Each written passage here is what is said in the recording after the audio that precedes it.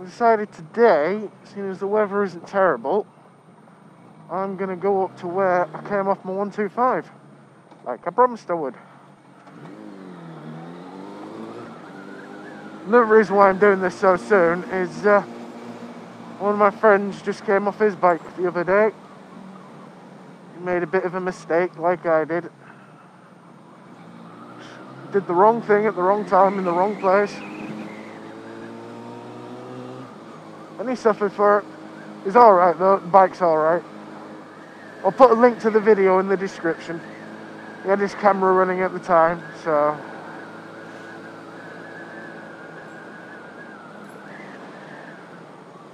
He's actually another vlogger on YouTube. He's just started about the same time I did. Daft Biker decided to make a bit of a daft mistake. I think he was expecting me to overtake him there. He moved over for me. Ah, man, that hurt. Oh, this road's terrible. Bouncing all over the place. Doesn't really help the fact that I've got quite soft suspension. If the surface was just a little bit better, this would be such a much nicer road. Bouncing all over the place and I don't like it. I should slow down a bit really. It is quite windy. It's just so tempting. That was a sign for roadworks, so where are they? Nope.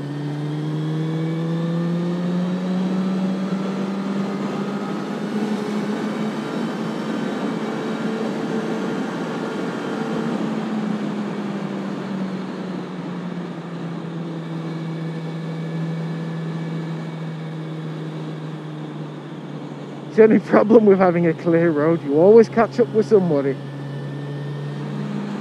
Very nearly there actually. Didn't expect to get there so quickly. I'll find the car park. There it is.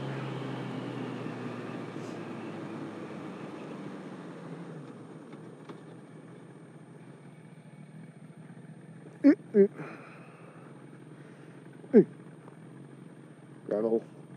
Feather the brakes. Ever so gentle, and only use the back one as well.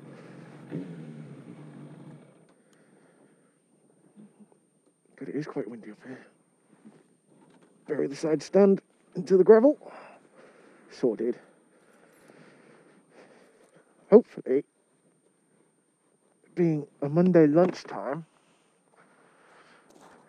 everybody's at work, so the roads shouldn't be too bad. Actually, looking at it here is actually quite surprising what happened.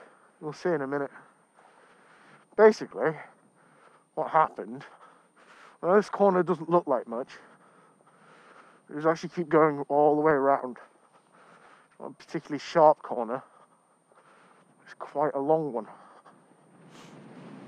When I was flying around here, sorry about the wind by the way, it is quite windy out here. I was coming down here, doing about 50 miles an hour. It's a 60 zone, so you know, it was perfectly reasonable speed. This old bike was doing anyway, I was maxed out at the time. Pulled it at 125. Always pushed it hard. Oh, there comes another van.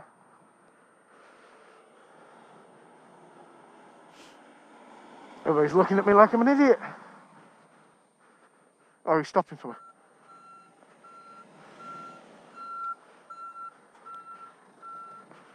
No, it's alright, I'm fine. I'm just doing a video. I crashed here 2 years ago, so... Alright, cheers though. That was nice of him. Oh yeah, I was coming down here. Flying down the street. Speaking of crash, look at that. Somebody else. Looks like somebody else has come around here doing a little bit more than 50. Crashed into somebody's garden wall. Oh. That was a car though. I can see that quite clearly. Anyway. Coming around here, and just at the ice cream parlour there where we just came from, somebody was pulling out. And as they pulled out, I panicked. I panicked quite a lot. I slammed on the brakes about at that cat's eye. And then the bike fell over here. That line there was my foot peg. All these vans past.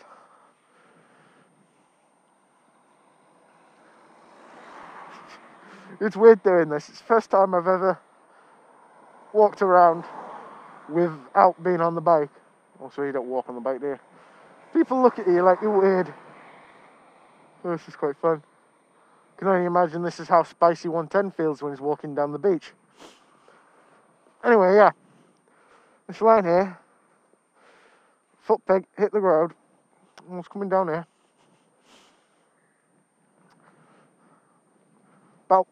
It was about this point, I'd imagine. I came off the bike and I was still going.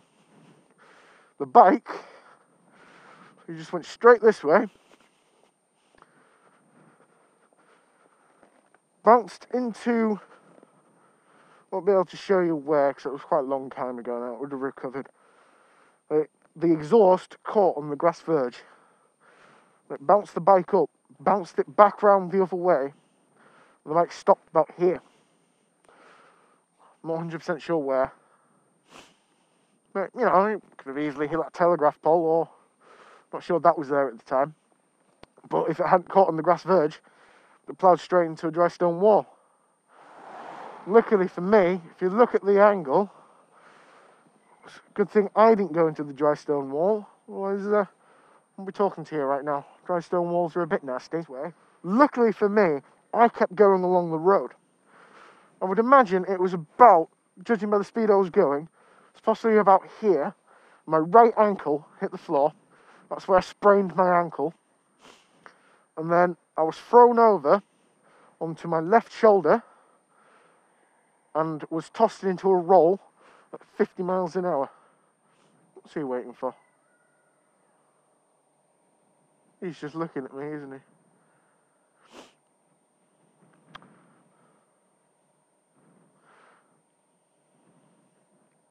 Anyway, what happened? As I was thrown into the roll, I can't count how many times I rolled.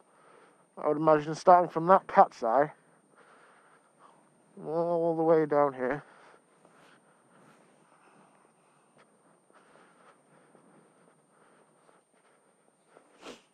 And I stopped dead center here in the middle of the road. It was at that second post where I came off. And I stopped here. That's how far I rolled, going at 50 miles an hour. Safe to say, the morning after, I was pretty beaten up and everything was pain. It was all pain. Strangely, I actually stopped, sat upright. But the problem is, what happened was I curled up into a little ball. I brought my knees and my elbows into... I basically just took up the fetal position. My knees and my elbows were in my chest. My hands were over my face. Because the first thing that happened was my visor got ripped off. Obviously, when the thing that you rely on protecting your face is no longer protecting your face, you panic a little bit. So with my hands over my face and my elbows in my chest, every time I hit the floor, which was several times, I elbowed myself in the chest and smashed myself in the nose. Now, I thought at the time the only thing I'd broken was my nose. Luckily, I didn't break anything. But it took me a while to actually catch my breath because I winded myself pretty severely. I made it worse because the person who was pulling out ran over to see if I was okay. And I tried to tell him I was okay with what felt like collapsed lungs. So that hurt even more. When the ambulance eventually turned up, I think it came from that way, the ambulance was the only thing that came close to running me over. Because nobody would let me move from the middle of the road. You know, in case I had spine problems or anything. But, you know, I was sat upright. The ambulance came round. It was about an inch away from my face as it came round me. Pulled into a car park here. And then fast response turned up. Then the police turned up. I was breathalyzed, had to give an account of my details. The other person didn't.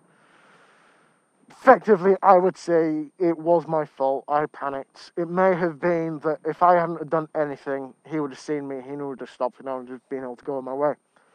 But like I said, I panicked and grabbed the brakes on a corner, which you should never do. Not just on a corner, but do not grab the brakes. I already knew that from my CBT, but you know, you'll be surprised what panic does to you. I'm not quite sure. I'm not very good with distance. I wouldn't be able to say how far that is I rolled off. Yeah, safe to say it hurt. Annoyingly, the ambulance crew said to me that if they had been 5 minutes later, I would have gotten the air ambulance. And I would have gotten to ride in a helicopter. But I didn't do a good enough job. I didn't hurt myself enough. I never actually even got to go away in the ambulance. I was taken away in the fast response. So I was taken up to Harrogate Hospital. They made me stay in overnight because after they realised I'd come off at 50, they thought that injuries must have been worse than they were. They let me go in the morning after I didn't get much sleep because they woke me up about every 10 minutes, check my blood pressure, make sure I wasn't bleeding internally.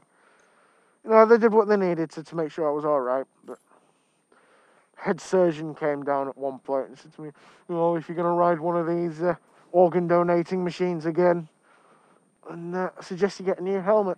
But, well, duh. It was about 2 weeks I was off the bike for. It wasn't very long. Got on it as soon as I got a new helmet. Anyway, that's what happened to me. I'm going to have a little ride home the fun way now. Not back the way I came. I'm going to do a little lap once I get out of this gravel. Good way to... there's a junction here. Ripley that way. Oh, I see. I see how it is. Ripping that way. Where am I?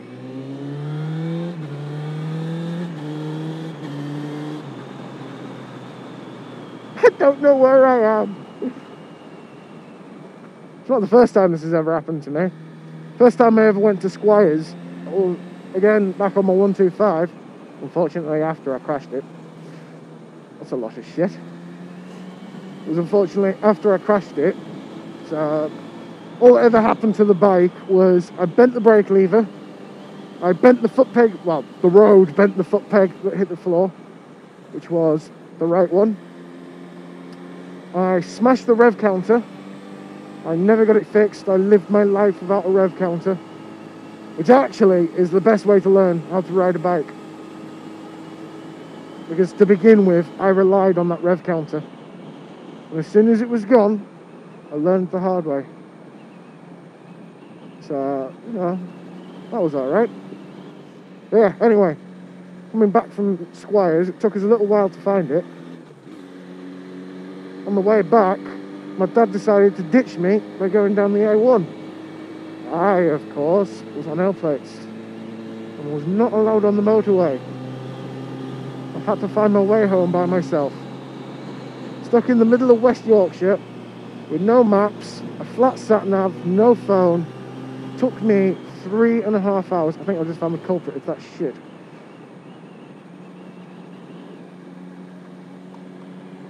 There we go. Nice and careful for the horses. Seems to have a loud exhaust.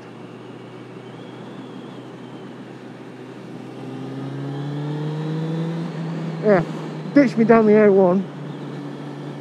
I'd found my own way home. Now, to begin with, it was just, meh, I know which way I came, I'll just go back the way I came. That didn't work. I got lost. Which eventually got frustrating, but looking back on it now, it was actually quite nice to have an adventure. Going where you've never been before. Lorry! Crossroads! Oh no, I'm stuck behind a lorry! No! Am I still going the right way?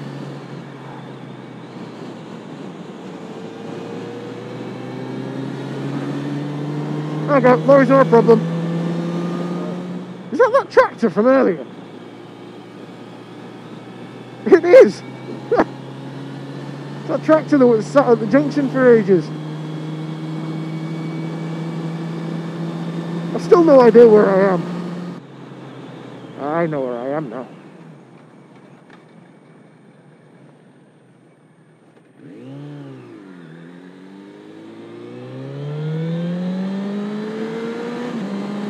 Back onto the main roads now.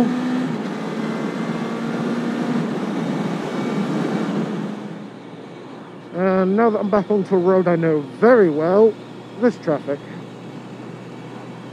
Always the same. Probably recognise this road from my previous video. It is the same way I came last time.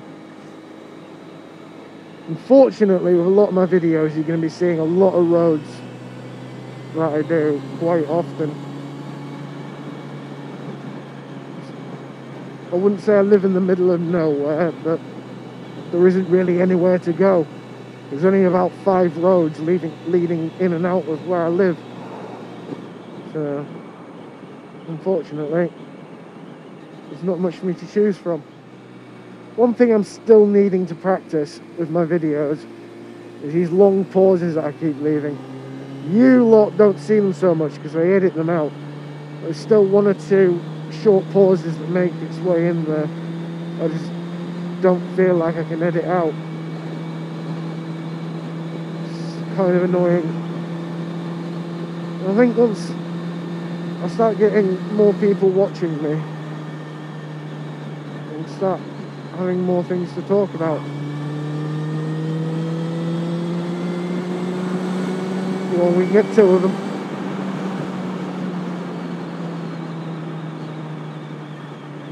Well, we'll get you later, mate. Don't you worry. You're the one who's been a thorn in my side and going slowly. Hopefully I can get rid of him before Daffodil bends. Hopefully. Got him!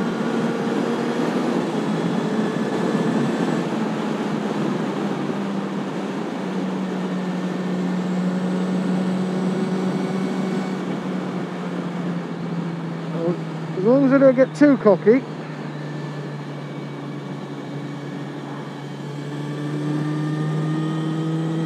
We'll be alright.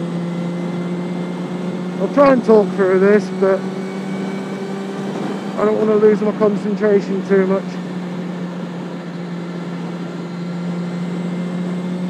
It takes quite a lot of concentration, does this.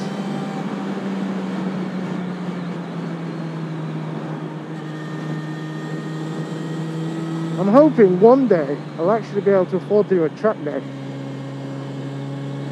Figure that'd be pretty fun. Everybody else I know seems to do them. It's a matter of worrying about coming off my bike because you're not insured on the track. I think some tracks you can maybe get on-track insurance at the track, but it's always ludicrously expensive.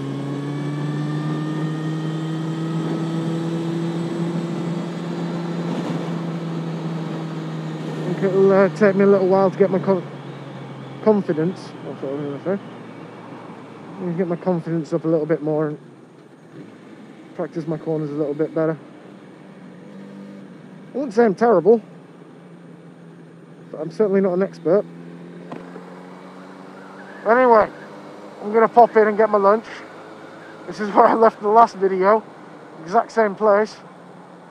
So, yeah, I'll see you all later.